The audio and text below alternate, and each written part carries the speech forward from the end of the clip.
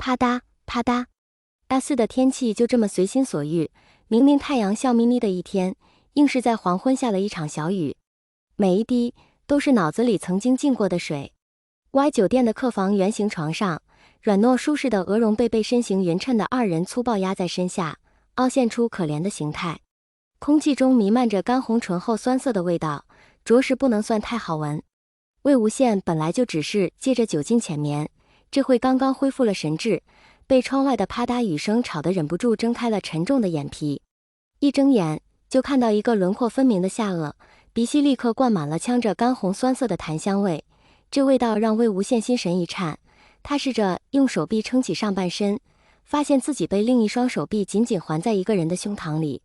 今天喝得太多了，魏无羡暗想。他舔了舔自己干裂的嘴唇，以一个别扭的姿势从背后解开那人对自己的禁锢，自己整个人如同一片鹅毛落在了床的侧面，然后又以迅雷不及掩耳的速度从床头把一个长枕头塞到了那人的怀里。魏无羡长出一口气，轻轻拍了几下自己的胸脯，心道：好险，多亏蓝湛酒量差，我马上就滚。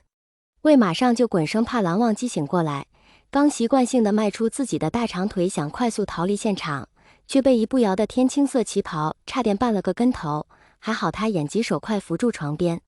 这还真是电影都不敢演的剧情，魏无羡就没想到自己会这么丧。他踮起脚尖，提起裙摆，小步快挪了几下，终于离房间门越来越近，悄然回了头。软软被子上的蓝忘机还是紧闭双目，纤长浓密的睫毛眼窝上投下一圈阴影。他叹了一口气，又往回走了几步，脱掉蓝忘机的鞋子，从柜子里拿出一床雪白轻柔的被子，抖落开来向前一铺，这松松软软的被子就自然地把人肩膀下面的部分盖住了。魏无羡对自己的杰作非常满意，他打开房门，离开了这个充满平静的房间。三流小说最喜欢写婚礼上遇到前男女友的狗血桥段了。不过今天这婚礼并不是魏无羡的，只是魏无羡做伴娘的婚礼呀，而且蓝忘机也不是他前男友，只是他一厢情愿喜欢的人而已。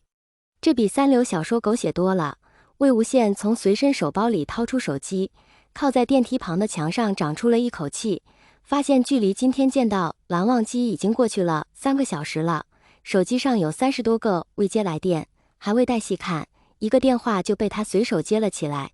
电话那端吵闹异常，聂怀桑的声音显得声嘶力竭：魏哥，你跑哪去了？人家婆家团圆饭都吃完了，你是不是揣着洗钱跑路了？滚，你才跑路了，我喝多了找地方睡了一觉。没跑路就好啊，魏哥，我让宁哥回酒店接你去了，反正今天周六，晚上接着嗨呀。快来吧，给我带一套正经衣服。别啊，魏哥，我们都指望你穿这个晚上给我们免单呢。滚！魏无羡挂掉电话，终于有机会好好回忆一下自己今天都干了什么。魏无羡4年前大学毕业，跟好哥们江澄、聂怀桑搞了一家快递公司，3个人齐心协力，顺风顺水，居然在今年给公司鼓捣上市了。上市敲钟那天，魏无羡被巨大的成就感糊了心，许下了好几个沙雕的诺言，其中一个就是公司员工结婚可以提一个非分的要求，总经理要尽量满足。从过去几个月来看，魏无羡江澄、聂怀桑无非就是在员工婚礼上跳个集体舞，唱个歌，原本公司人员架构都比较年轻，这样一来反而省下了团建这样的多余活动，大家都乐得自在开心。办公室主任罗清扬提出的要求不算太非分，3个总经理出个人给他做伴娘。江澄宇宙第一直男打死不从，聂怀桑是被罗清扬嫌弃，最后只剩下魏无羡开开心心地答应了这个要求。虽然身高186厘米的伴娘是惊悚了点，但被化妆师好好一搞，穿上一条天青色的旗袍，果然双兔傍地走，安能辨我是雄雌。魏无羡婚宴挡酒千杯不到，最后居然被罗清扬的双方家人赞不绝口，美的他觉得自己可以去干个专业伴娘了。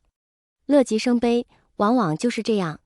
到了婚宴中午，无所事事的魏无羡端着一杯满满的杰百纳在酒店长廊里溜达，打算把这杯送给刚刚去卫生间爆土的江澄，正巧在长廊末端遇到了蓝忘机。没错，他曾经特地跟人家说，我对男人没兴趣。